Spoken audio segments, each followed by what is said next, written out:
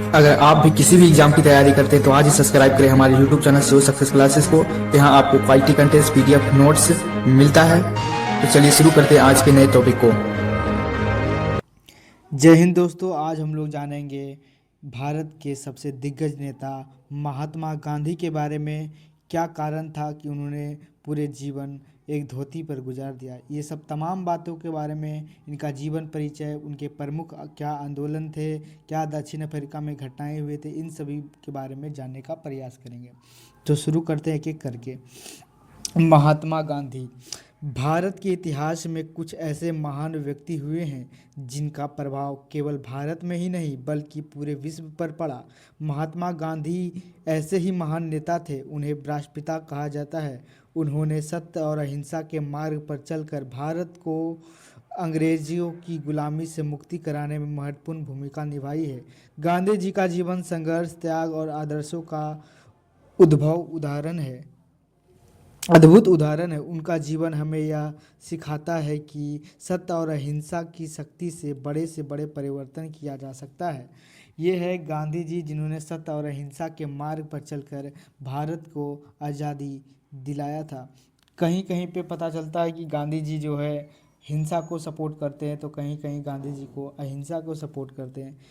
हिंसा को सपोर्ट करने में सबसे बड़ा जो हिंसा होती है, क्योंकि गांधी जी जो है द्वितीय प्रथम विश्व युद्ध में जो है उन्होंने खुद कहा था कि अंग्रेज़ों को सपोर्ट करना चाहिए। बहुत सारे भारतीयों को प्रोत्साहित किया था ताकि सेना में भर्ती हो सके और अंग्रेज़ों की तरफ से जो भारतीय सैनिक जो है अंग्रेज़ की तरफ से युद्ध करे। तो यहाँ से पता चलता है कि गांधी जी जो है हिंसा को सपोर्ट करें।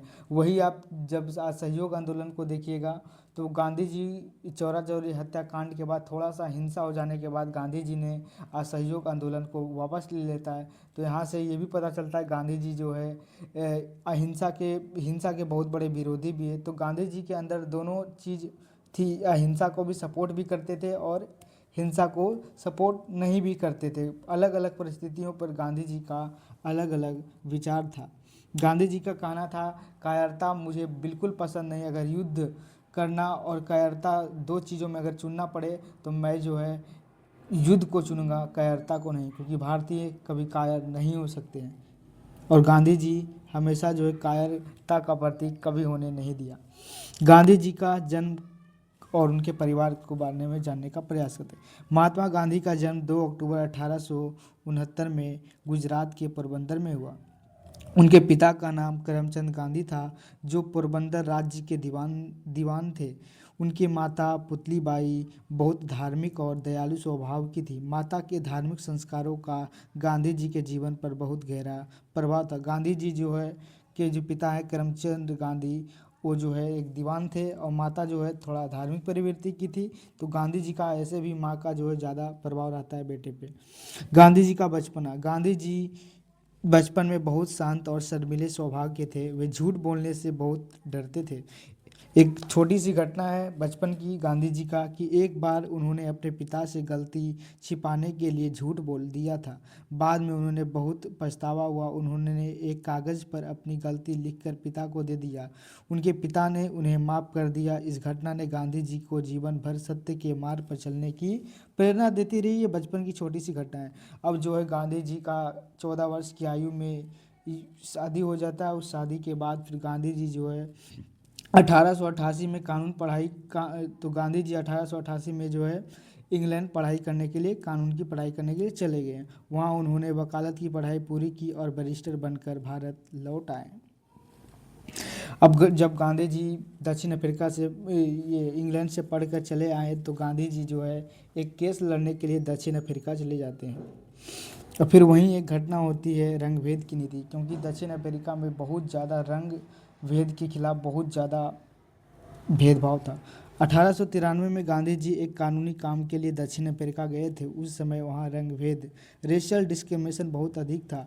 श्वेत लोगों को सबसे ऊंचा माना जाता था और अश्वेत तथा भारतीयों के साथ बहुत भेदभाव किया जाता था।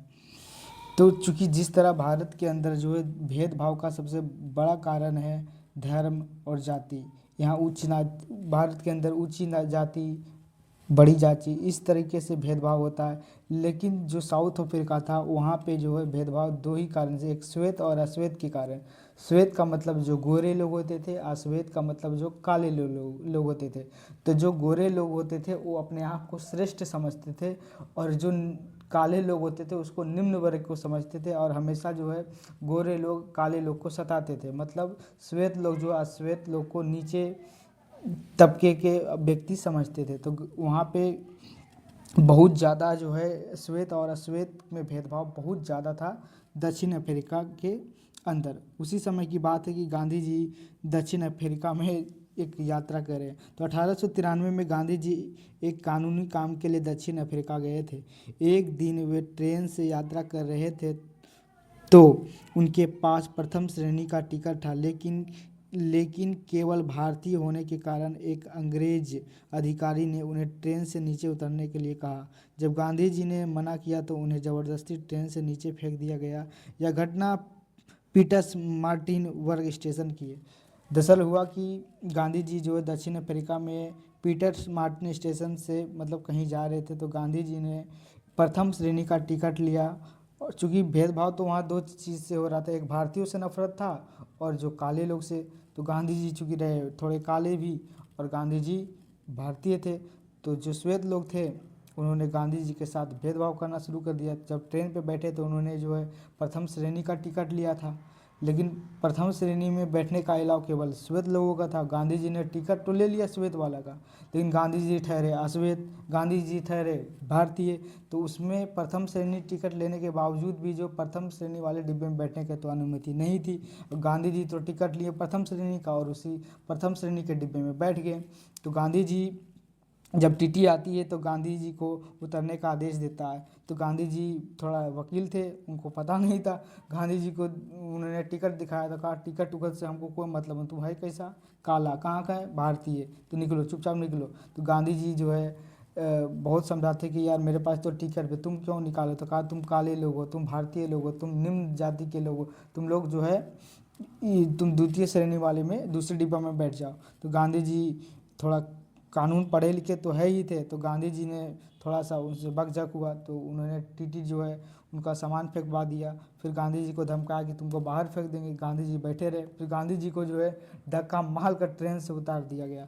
फिर गांधी जी ने श्वेत और अश्वेत के लिए वहाँ बहुत ज़्यादा युद्ध, एक सत्याग्रह किए श्वेत और अश्वेत के बारे में। और दक्षिण अफ्रीका में जो है श्वेत और अश्वेत के बीच में जो ये जो सत्याग्रह किए उसमें सफल हुए, और अंग्रेज़ सरकार को जो है महात्मा गांधी से माफ़ी मांगना पड़ा कि आपके पास प्रथम श्रेणी का टिकट होने के बावजूद में आपको जो है प्रथम श्रेणी वाले डिब्बे में बैठने के लिए नहीं दिया गया। तो अंग्रेज़ सरकार जो वहाँ उसको माफ़ी मांगना पड़ा। तो सोच सकते गांधी जी का पहुंच कितना बड़ा था कि उन्होंने अंग्रेज़ सरकार को, वहाँ जो अंग्रेज़ सरकार जो गोरे लोग थे वहाँ की जो सरकार थी उसको माफ़ी मांगना पड़ा। फिर आगे यह घटना गांधी जी के जीवन का बहुत बड़ा मोड़ साबित हुई। उन्होंने निश्चय किया कि वे नस्लीय भेदभाव और अन्याय के खिलाफ संघर्ष करेंगे। यहीं से उन्होंने जीवन में सत्याग्रह और हिंसा का मार्ग शुरू किया। यही वो घटना है जिसको गांधी जी को यहीं से एक नई मोड़ मिल जाती है। और गांधी जी कहा जाता है कि गांधी जी अगर दक्षिण अफ्रीका नहीं जाते तो गांधी जी नहीं कराते, उनका नाम मोहनदास करमचंद गांधी ही रह जाता। मतलब गांधी जी का मोहनदास करमचंद से गांधी नाम रखाने में बहुत बड़ा रोल है दक्षिण अफ्रीका जाना गांधी जी का। गांधी जी अगर दक्षिण अफ्रीका ना जाते तो शायद आज गांधी को हम लोग नहीं जानते, और भारत को शायद क्या होता कोई नहीं जानता। भारत वापसी, जब गांधी जी बहुत ज़्यादा दक्षिण अफ्रीका में फेमस हो गए, क्योंकि गांधी जी ने सदियों से चल रही जो श्वेत और अश्वेत की जो प्रॉब्लम था उसको गांधी जी ने सत्याग्रह के मामले में अंग्रेज़ सरकार को झुका दी। इस नियम को ये अंग्रेज़ सरकार को हटाना पड़ा कि कोई भी व्यक्ति किसी भी डिब्बा में आ जा सकता, कोई भेदभाव नहीं होगा श्वेत और अश्वेत में। तो गांधी जी का बात को माना गया। तो गांधी जी दक्षिण अफ्रीका में बहुत ज़्यादा फेमस हो गए और गांधी जी की प्रसिद्धि बहुत ज़्यादा बढ़ गई दक्षिण अफ्रीका में। तो वहीं उनका एक व्यक्ति मिलता है, गोपाल कृष्ण गोखले। उन्होंने कहा कि जो आप दूसरे देश में रहकर भारतीयों या फिर अन्य लोगों का सपोर्ट करें, उससे अच्छा आप क्यों ना आप अपने ही देश में जाकर भारत की समस्या को सुनिए और अंग्रेज़ों से थोड़ा उन लोगों अंग्रेज़ों के खिलाफ़ जो है युद्ध कीजिए और भारत को स्वतंत्र कराइए। तो गोपाल कृष्ण गोखले के कहने पर जो गांधी जी दक्षिण अफ्रीका से भारत लौट आते हमेशा के लिए 1915 में। तो 1915 में गांधी जी भारत लौट आए। उन्होंने पूरे देश का दौरा किया और भारतीयों की समस्याओं को समझने की कोशिश की। जब गांधी जी 1915 में आए तो फिर 1916 में जो है साबरमती आश्रम की स्थापना करते हैं। उसके बाद गांधी जी को राजकुमार शुक्ल ने बुलावा भेजता है 1917 का चंपारण सत्याग्रह।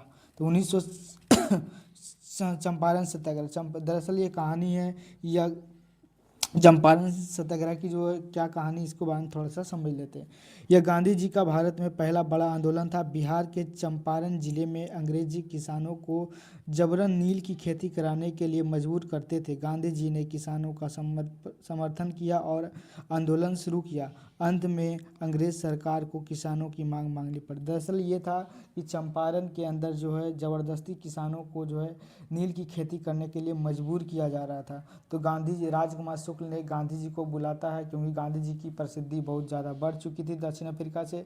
तो किसी ने बताया कि गांधी जी को बुला कर लाओ, सारा समस्या सोल्व हो जाएगा। तो राजकुमार शुक्ल आग्रह करता है गांधी जी थोड़ा चंपारण आइए। और जब चंपारण पहुंचते हैं तो वहाँ का जो तिनकठिया पद्धति था, जो उन्होंने तिनकठिया पद्धति को लागू किया था चंपारण के अंदर, उस नियम को समाप्त किए गांधी जी सत्याग्रह के माध्यम से। ये भारत के अंदर पहली सत्याग्रह थी गांधी जी की। यहीं से गांधी जी बहुत और ज़्यादा फेमस हुए। जब ये जो अंग्रेज़ों का जो कानून था तिनकठिया प्रणाली, इसको समाप्त जब करवा दिए तो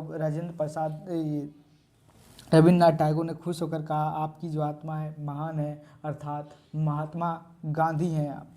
अर्थात तो यहीं से उनको नाम पड़ता है महात्मा गांधी। यही वो चंपारण सत्याग्रह है जो गांधी जी को गांधी जी बनाया और बहुत ज़्यादा भारत के अंदर भी फेमस हुए।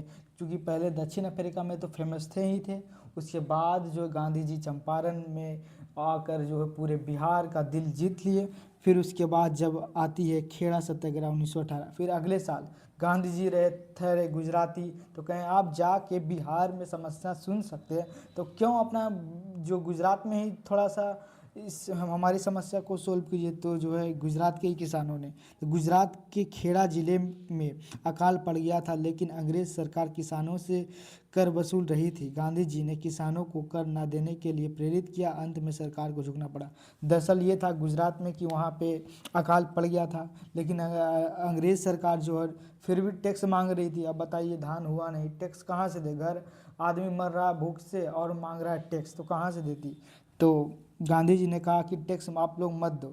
तो गांधी जी ने इसके खिलाफ जो है खेड़ा सत्याग्रह किया और गांधी जी टैक्स को माफ़ करवाया 1918 में गुजरात में।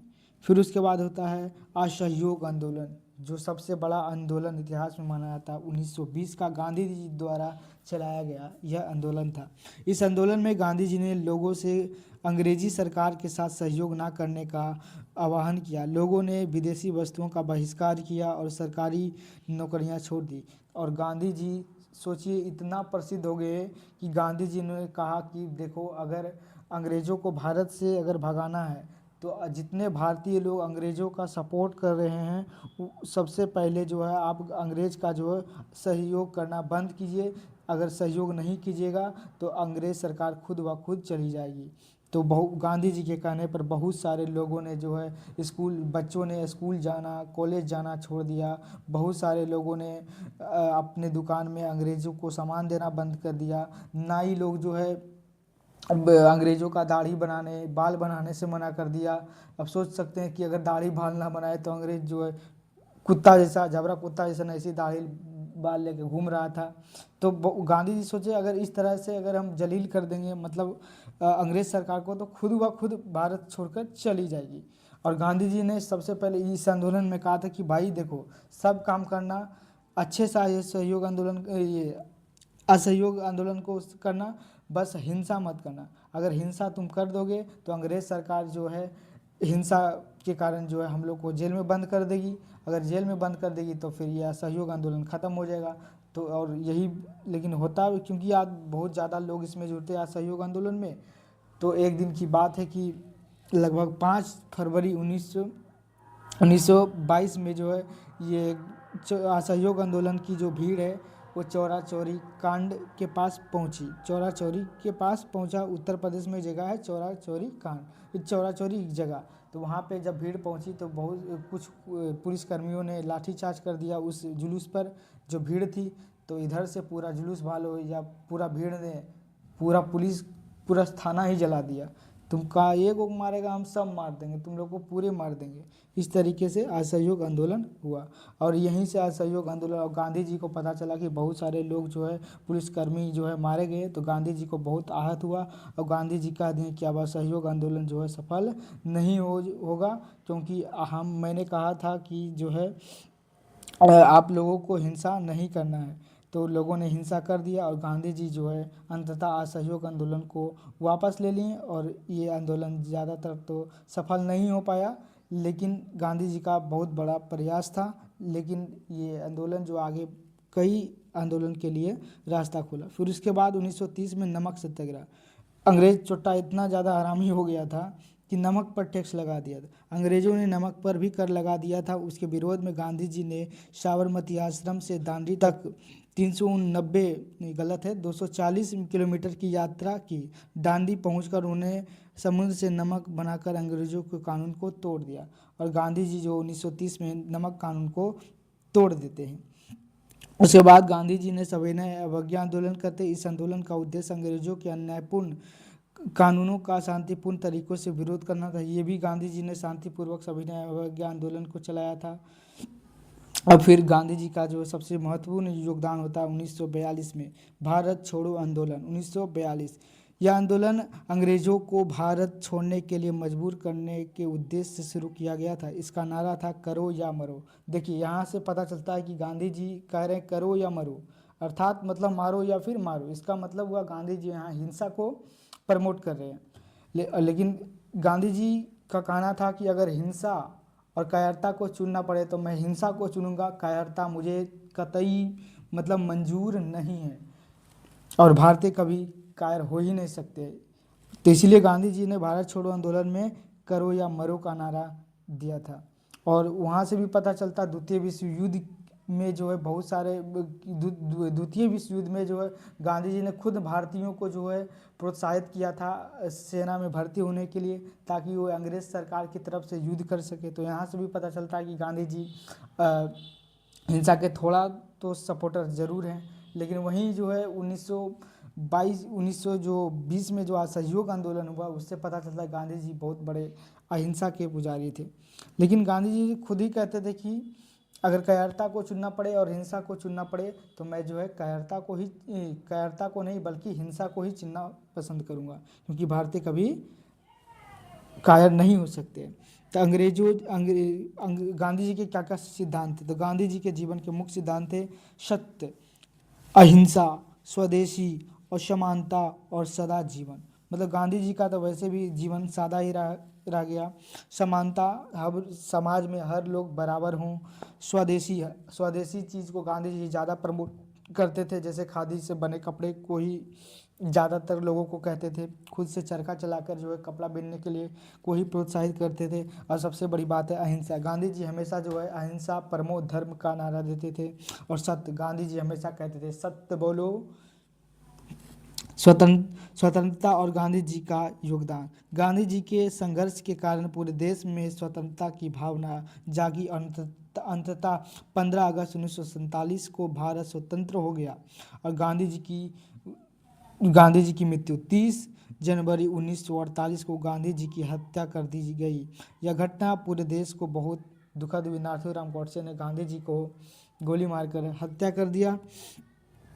गांधी जी का भारतीय स्वतंत्रता संग्राम में बहुत बड़ा योगदान है, क्योंकि बहुत सारे इतिहासकारों ने सोच सकते उस समय आइंस्टीन ने खुद कहा है कि आने वाले 100-200 साल में शायद ही कोई ऐसा हार मान शरीर वाला ऐसा कोई व्यक्ति होगा जिन्होंने इतना बड़ा आंदोलन किया होगा। क्योंकि आइंस्टीन सोचिए उतना बड़ा विद्वान ने ये बात कही है। महात्मा गांधी का जीवन सत्य, अहिंसा और त्याग का प्रतीक है। उनका जीवन हमें यह सिखाता है कि बिना हिंसा के भी बड़े से बड़े परिवर्तन किया जा सकता है। आज भी उनके जीवन पूरे विश्व के लिए प्रेरणादायक है और आज महात्मा गांधी को दुनिया बापू के नाम से भी जानती है। गांधी जी जो है हमेशा सत्य और अहिंसा और त्याग का जो है प्रतीक मानते हैं। गांधी जी जो है बहुत सारे राम भक्त भी थे, क्योंकि भगवान का ही पूजा पाठ भी करते थे। एक अब समझते हैं कि गांधी जी को क्या ऐसी विपत्ति आ गई, क्या ऐसा कारण था कि गांधी जी ने पूरा अपना जीवन एक धोती पर ही गुजारना पड़ा। ये दरअसल ये कहानी है जब असहयोग आंदोलन 1921 में गांधी जी 1921 में गांधी जी तमिलनाडु के मदुरई शहर गए थे। वहां उन्होंने देखा कि भारत के अधिकांश गरीब किसान और मजदूर पूरे शरीर को ढकने के लिए कपड़ा भी नहीं खरीद सकते थे। बहुत से लोग केवल एक छोटा सा कपड़ा पहनकर काम करते थे। तो गांधी जी ने मदुरई जब गए थे तो वहाँ ने देखा कि बहुत सारे जो किसान थे उनको तन पर सही से कपड़ा नहीं था। तो इस दृश्य ने गांधी जी को बहुत गहराई से प्रभावित किया। उन्होंने सोचा कि जब देश के करोड़ों लोग पूरे कपड़े नहीं पहन सकते तो उन्होंने भी बहुत साधारण जीवन जीने का फैसला किया। यही मदुरई दृश्य को देखकर गांधी जी को बहुत ज़्यादा ये दृश्य जो है बहुत ज़्यादा प्रभावित किया और उन्होंने निर्णय लिया कि मैं भी तब तक पूरा कपड़ा नहीं पहनूंगा जब तक पूरे देश के करोड़ों लोग जब तक पूरे कपड़े ना पहन ले। तो और इस कारण जो है गांधी जी ने पूरा एक जीवन जो है एक धोती पर ही गुजार दिया। कैसी लगी ये कहानी ज़रूर बताएं कमेंट करके। आज ही सब्सक्राइब करें श्योर सक्सेस क्लासेस को और लाइक करना ना भूलें।